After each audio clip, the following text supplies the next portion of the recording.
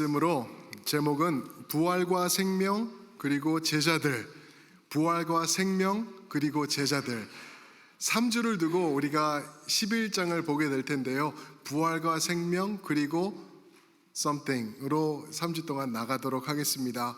사랑하는 성도 여러분, 모든 성경은 모든 교리 그리고 진리는 주님의 부활과 생명과 연결되고 있습니다. 모든 성경 말씀이 그래요. 예수 그리스도 중심, 그리고 예수님의 죽음, 부활, 그 생명과 연결되어 있습니다. 우리의 죄로 인해서 잃어버리게 된 생명을 주님의 십자가, 주님의 부활, 그 생명으로 회복시켜 주신다는 것, 그게 성경의 모든 말씀의 핵심입니다. 우리는 그거를 짧게 구원이라고 말하고 있죠. 요한복음 11장은요 그 구원, 우리의 생명, 그 부활을 향해 마치 음악을 보시면 크리스찬도처럼 지금 클라이맥스를 향해서 점점 큰 소리가 나고 있는 그러한 시작이 되기도 합니다. 요한복음 이제 중간을 넘었습니다. 중간은 이제 한 10장 중간 정도가 아닐까 생각이 되는데, 이제 중간을 넘어서 이제 하반기로 넘어가고 있는데, 이 말씀을 요한복음을 보시면은 한 세 부분으로 나눌 수가 있을 것 같아요. 굳이 나눈다면은 1장부터 10장까지는 예수님의 공생의 사역들, 그 중에서 특별히 예수님이 누구신가, 예수님은 하나님의 아들이시죠. 하나님과 동등하신 분이시죠. 그것을 드러내는 이적들과 표적들을 이제 1장부터 10장까지 기록하고 있습니다. 그러면 11장, 오늘 말씀 11장부터 19장까지는 뭐냐 하면은 이제 예수님의 마지막 공생의 일주일의 시간을 11장부터 19장까지 심도 있게 지금 다루고 있어요. 어떻게 기도하셨고, 제자들에게 무슨 말씀을 하셨고, 어떻게 십자가로 가게 되시는지, 그리고 이제 20장부터 21장 마지막 두 장은 예수님께서 부활하신 다음의 이야기를 우리에게 알려주고 있죠.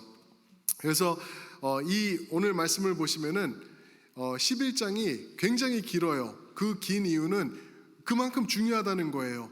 이게 핵심의 메시지가 되는 건데, 이 핵심의 메시지, 나사로의 죽음의 사건이죠. 이 메시지를 어떻게 이제 전개되고 있냐 하면은 세 부류의 사람들을 중심으로 나눠지게 되는 것 같아요. 그 첫 번째가 제자들입니다. 제자들. 그래서 오늘 제목이 부활과 생명 그리고 제자들인 것이죠. 그리고 다음 주는 부활과 생명 그리고 누이들 하면 오늘 1절과 2절에서 보신 마르다와 마리아를 말하고 있는 것이죠. 그들의 믿음과 부활의 진리, 그것을 그들을 통해서 예수님께서 드러내 주십니다. 그런가 하면 맨 마지막에는 세 번째 부류의 사람은 유대인들입니다.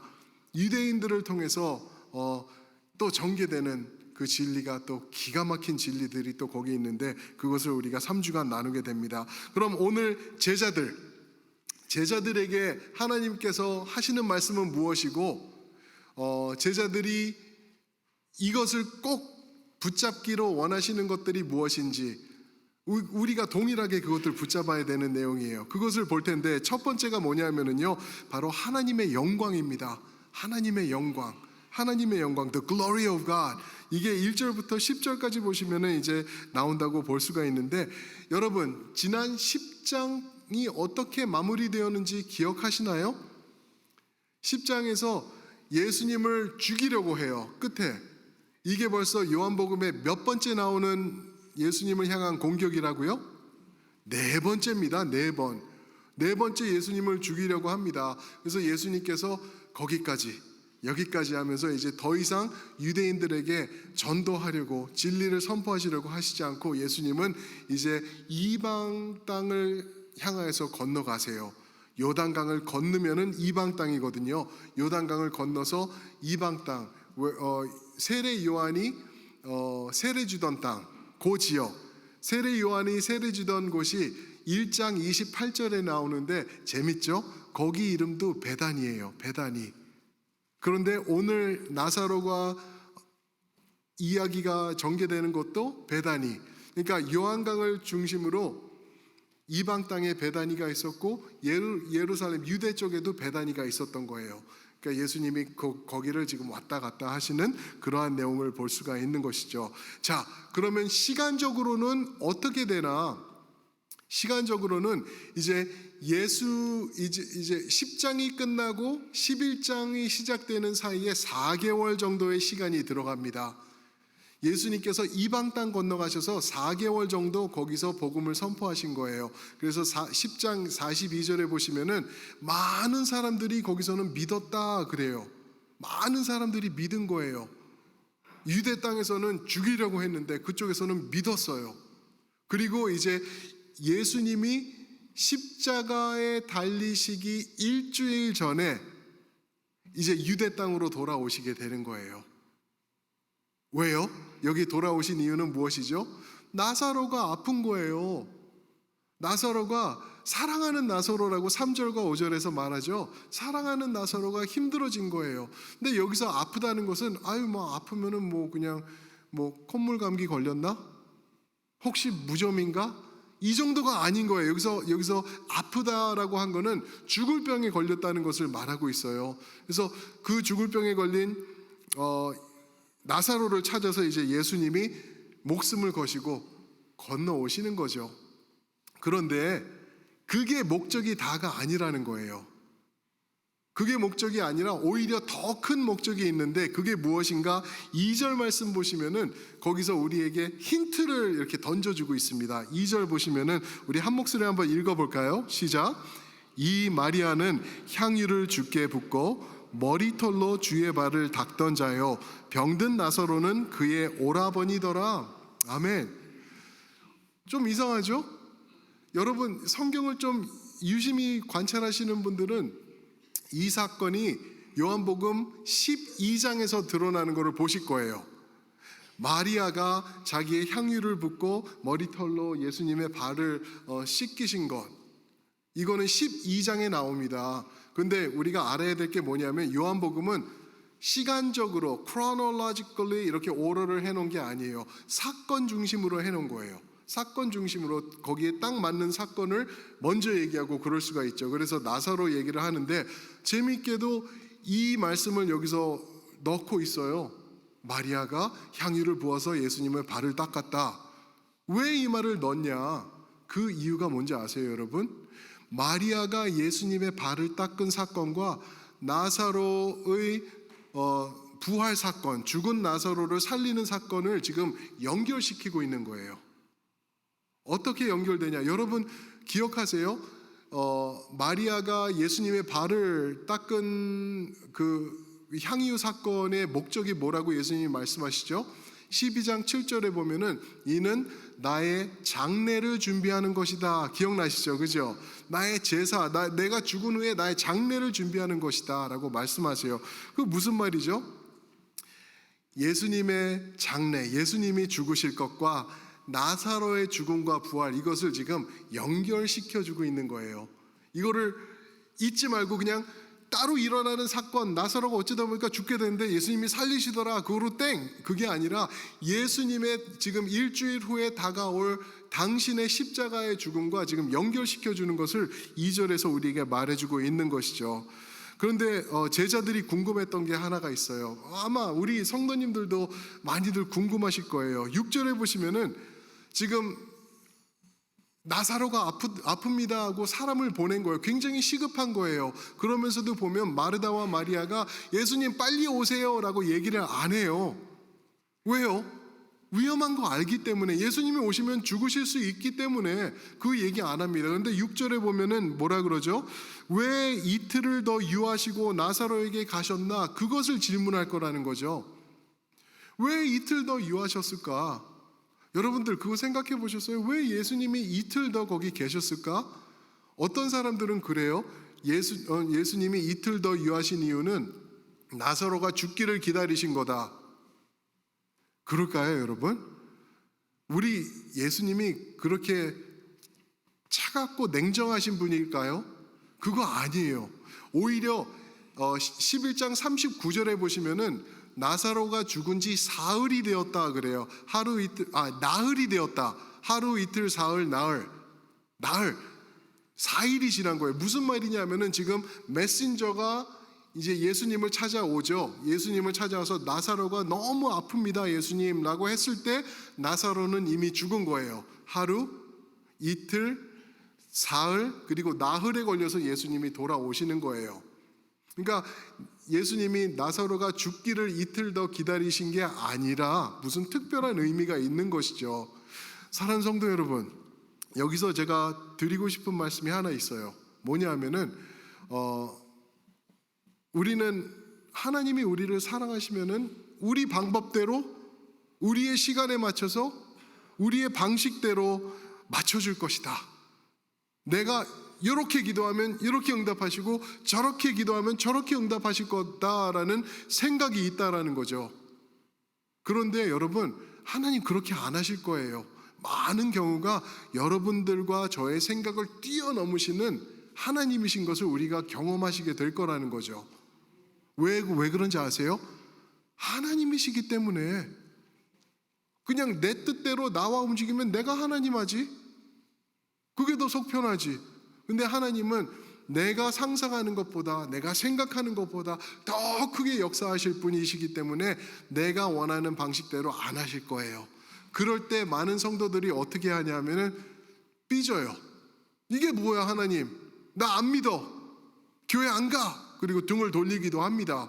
그런데 아니라는 거죠. 하나님의 역사하심은 내가 보지 못하고 어떻게 보면은 내가 이 세상에 살아있을 동안 경험하지 못하더라도 하나님은 분명히 선한 역사하심을 이끌어내실 분이십니다. 우리가 그걸 믿기 때문에 우리가 하나님을 신뢰할 수 있는 것이죠. 자, 그러면 이틀 이후에 예수님께서 이제 예루살렘 쪽으로 그 베다니로 돌아오시는 이유는 무엇일까요? 그 이유를 알아야 되겠죠. 4절에 우리에게 얘기를 해주고 있습니다. 4절 보시면은 하나님의 영광을 위함이다. 하나님 아들이 영광을 받게 하려 함이라 라고 이 두 가지를 얘기를 해주고 있어요. 이틀을 더 늦게 오신 이유는 하나님의 영광, 당신 아들의 영광을 위해서 이렇게 오신 것이다 라고 우리에게 말씀해주고 있는 것입니다. 여러분, 이게 무슨 말일까 궁금하시죠? 그죠? 조금 힘들 수 있어요. 근데 생각해 보시면 아주 간단해요. 하나님이 언제 영광을 받으셨나? 예수님께서 언제 영광을 받으셨나? 이거를 생각해 보면 답이 나옵니다. 그 해답을 얻기 위해서 몇 구절 한번 저희가 좀 찾아보면 좋겠어요. 우리 12장 23절 한 두 장 오른쪽으로 넘겨보세요.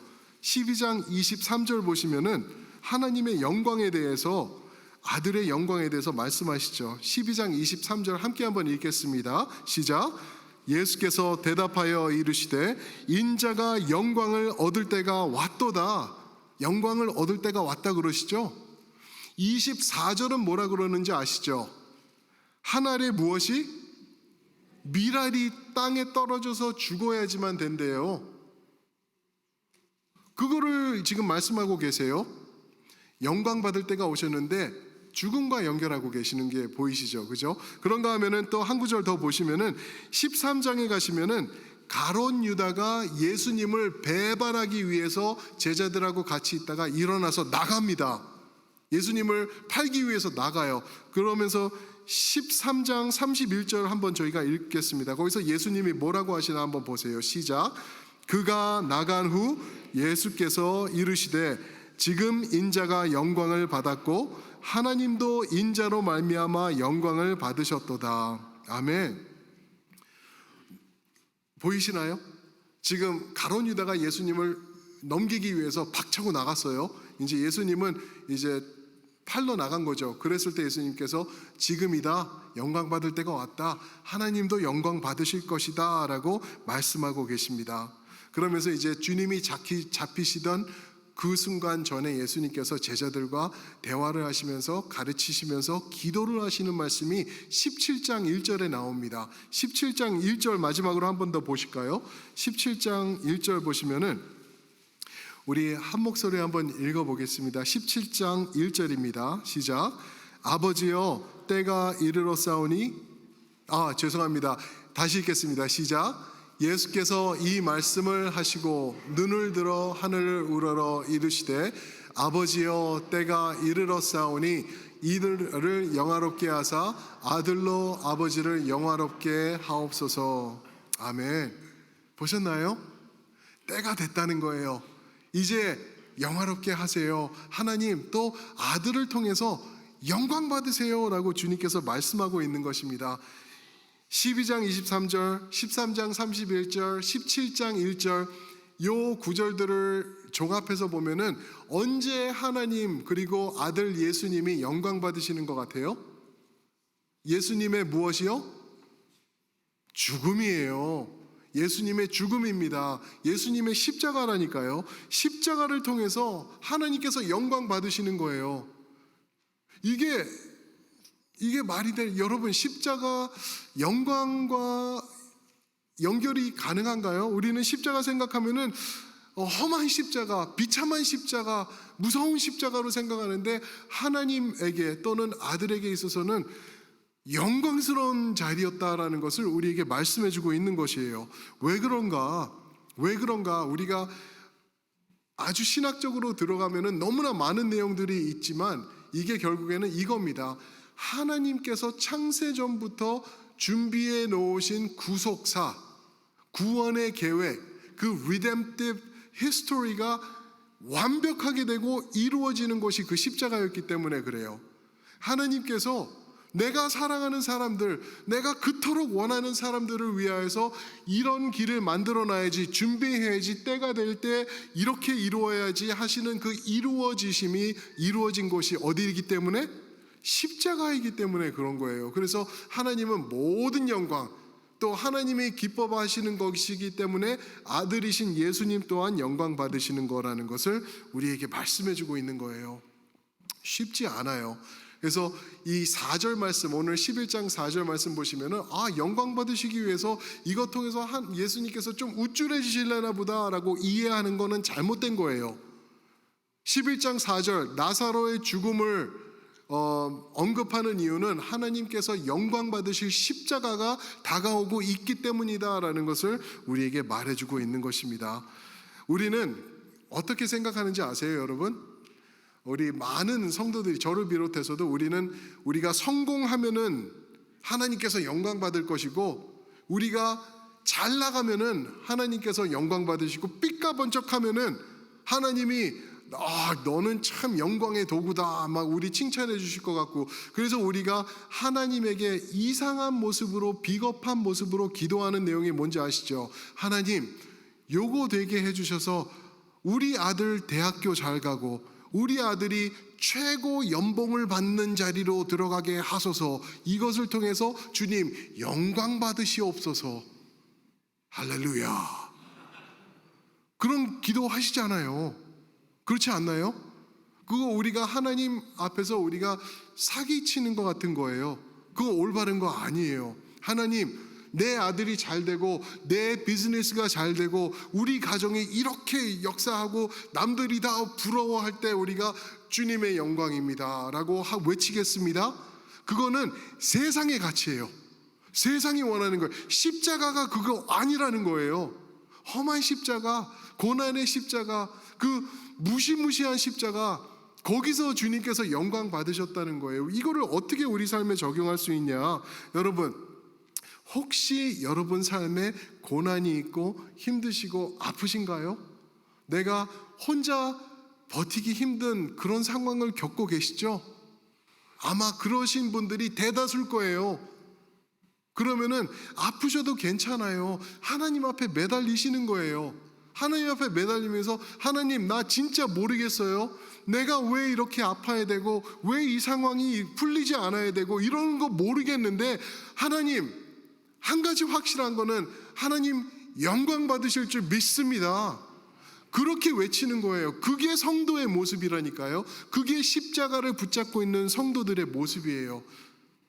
괜히 내가 성공하지 못하고 우리 애가 대학교 떨어지고 좋은 잠 못 갖고 힘들어하고 그러고 있으니까 기죽으실 필요 없는 거예요. 하나님이 역사하실 거고 분명히 영광 받으실 줄 믿습니다. 그래서 시편 50편 15절에는 뭐라고 말씀하시냐면은 환난 날에 나를 부르라. 환난 날에 나를 부르라. 내가 너를 건지리니 내가 나를 영화롭게 하리라. 아멘. 하나님의 영광이 있기 전에 환난이 있는 것은 어떻게 보면은 당연한 거예요. 그러니까 만약에 지금 아픈 순간, 힘든 시간을 지금 겪고 계시다고 하면은 하나님께서 영광 받으시기 위해서 역사하고 계시는 중이시구나라고 보시면은 정확한 줄 믿습니다. 아멘. 아멘. 그게 성도의 모습입니다. 그렇게 믿고 나가는 거예요. 지금 혹시 고통 가운데 있다고 하면은 마태복음 24장 13절 말씀도 적용될 거예요. 끝까지 견디는 자는 구원을 얻으리라. 끝까지 견디는 자는 구원을 얻으리라. 하나님께서 사람들 다 떠나고요, 어렵고 아프고 힘들고 고달플 때요, 그때 그 고통을 하시는 주님, 십자가의 주님께서 나와 함께 하시는 줄 믿으시길 축복합니다. 아멘. 그렇게 나가면서 이제 이 영광을 받으실 거라고 지금 설명을 해주고 계시는 건데, 제자들이 아직 이거를 이해를 못해요. 그러면서 제자들이 지금 걱정하는 거는 딱 한 가지예요. 주님, 여기 이방 땅에 있어서 안전한데 요단강 건너서 이제 예루살렘 그 베다니는 예루살렘에서 한 3km, 2miles, 2마일 정도 떨어진 거리예요. 글로 가시면 너무 위험합니다. 거기서 돌로 치려고 그랬는데 거길 또 간다니요 라고 지금 말하고 있는 것입니다. 그때 주님께서 9절과 10절에서 우리가 이해하기 어려운 말씀을 하세요. 이게 무슨 말인지 제가 한번 읽어드릴게요. 9절 10절. 낮이 12시간이나 이 아니냐. 낮에는 빛을 범으로 실족하지 않고 밤에는 빛이 없어서 실족한다. 뭐 이런 말씀을 하시죠. 이게 무슨 말씀인가 하면은 당시 있던 속담이에요. 속담. 그때 쓰던 그 유대인들이 사용하던 속담인데, 이 속담의 의미는 뭐냐면은 아직 할 일이 남아 있다라는 거예요. 아직 할 일이 남아 있는데 그 할 일이 무엇이냐? 두 가지 정도로 볼 수 있는데, 하나는 죽은 나사로를 살려야 되는 일, 그 일이 남아 있다. 그래서 우리는 건너가는 거야라고 주님이 말씀하시는 거예요. 그런가 하면 또 하나 할 일이 있으신데, 그게 뭐냐면은 제자들을 위한 거예요. 너희들의 믿음을 위하여서 내가 할 일이 아직 남아있다라는 것입니다. 이게 우리 두 번째 포인트인데요. 그게 뭐냐면 제자들의 믿음이에요. 제자들의 믿음. 우리 제자들이 믿음이 없었어요. 이 순간에도 그냥 예수님이 이런 멋진 일을 하시고 인기가 상승하고 막 음식 만들고 죽은 사람 살리고 막 이러는 걸 봤잖아요. 이런 걸 보니까 야, 예수님만 붙잡고 있으면 우리는 땡 잡은 거다. 우리도 이 세상에서 한 가닥 할 수 있겠다. 우리도 세상의 가치관, 이제는 우리가 밑바닥에서 헤매는 그런 인생이 아니라 예수 통해서 팔자 피겠다. 이런 생각을 하고 있던 제자들이거든요. 사랑하는 성도 여러분, 혹시 우리 중에서도 예수 믿으면 팔자 핍니다 라고 생각하시는 분 계시나요? 그거 생각하셔도 되는데, 팔자 진짜 피기 때문에, 진짜 팔자가 피기 때문에, 그렇죠? 근데 여기 이 제자들은 예수님을 아직 인정하지 못하고 있었어요. 그런 주님으로. 8절 보실까요? 8절 보시면은 제자들이 말하되 랍비요라고 말합니다. 랍비요. 방금도 유대인들이 돌로 치려 했는데 또 그리로 가려고 하십니까? 여러분, 랍비가 무슨 말인지 아시죠? 선생님이요, 그런 말이에요. 귀한 분이시요. 좋은 선생님, 스승이요. 이렇게 지금 부르고 있는 거예요. 예수님을 스승이라고 부르는 거는 잘못된 거예요. 예수님은 스승이 되려고, 그렇게 부르심을 받으시려고 이 세상에 오신 분이 아니기 때문에 그래요. 랍비 아니에요. 랍비일 수 있지만 예수님은 랍비에서 스탑하시는 분이 아니라 우리의 주님이 되시는 줄 믿습니다. 그것을 아직 제자들은 몰랐던 것이고 인정하지 못했던 것이고, 오히려 이 8절 말씀 보시면은 예수님, 여기에 그들 무서워서 우리가 피해 있는 거잖아요. 예수님도 거기 가면 힘없이 죽어요 라고 지금 말하고 있는 제자들의 모습을 본다는 것이죠. 그럴 때 예수님께서 14절, 나사로가 죽었다, 그래서 우리가 간다라고 말합니다. 그러며 15절에서는 이렇게 말씀하시죠. 내가 거기 있지 아니한 것을 너희를 위하여 기뻐한다. 이는 너희로 믿게 하려 함이라. 나사로의 죽음과 그의 죽음을 부활로 연결시키는 주님의 능력, 그것을 통해서 제자들의 믿음이 확실해질 것이다 라는 것을 지금 예수님께서 지금 말씀하고 계시는 것이죠.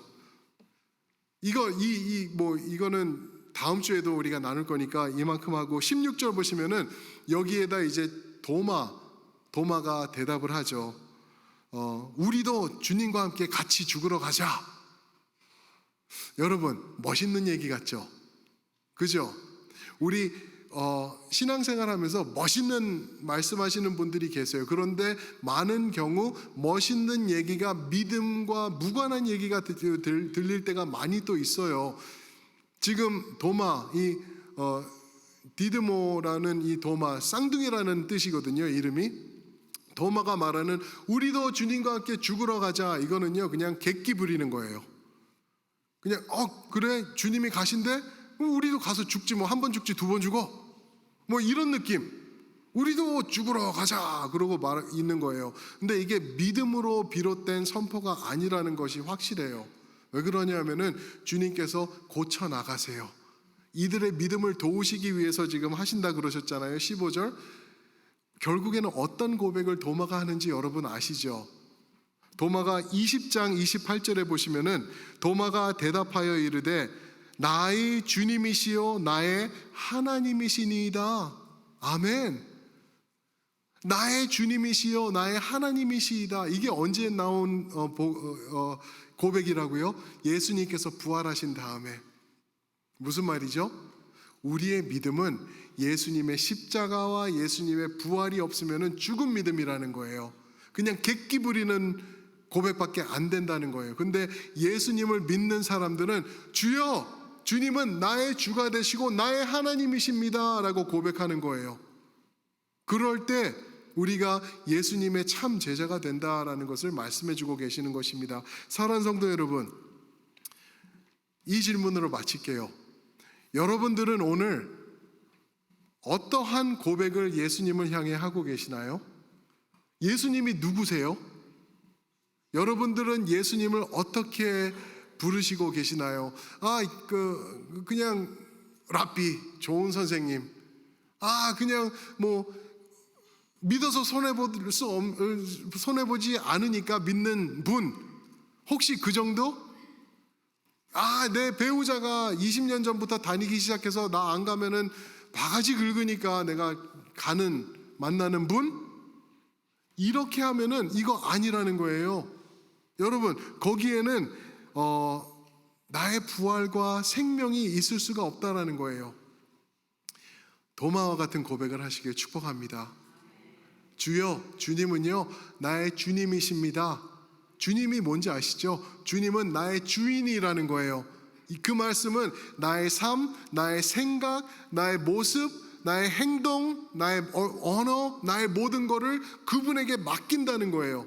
그분에게 맞춘다는 것, 그게 주님이라는 고백입니다. 주여, 주님은 나의 주님이시고 나의 하나님이십니다. 그 고백을 하실 때 여러분들 삶이 부활의 삶이 될 것이고 십자가 능력의 삶이 될 것이고 주님께서 끝까지 책임지며 이끌어 나가시는 고귀한 인생이 될 줄 믿습니다. 아멘. 아멘. 우리 한번 다 함께 그 자리에서 일어나셔서 우리 전우자분들 한번 격려합시다. 격려하실 때 우리 예수님을 온전히 믿읍시다. 주님으로, 하나님으로 믿읍시다. 그렇게 고백하시기 바랍니다. 아멘. 아멘. 우리 내게 허락하신 시련을 통해 나의 믿음이 더욱더 강해집니다라는 고백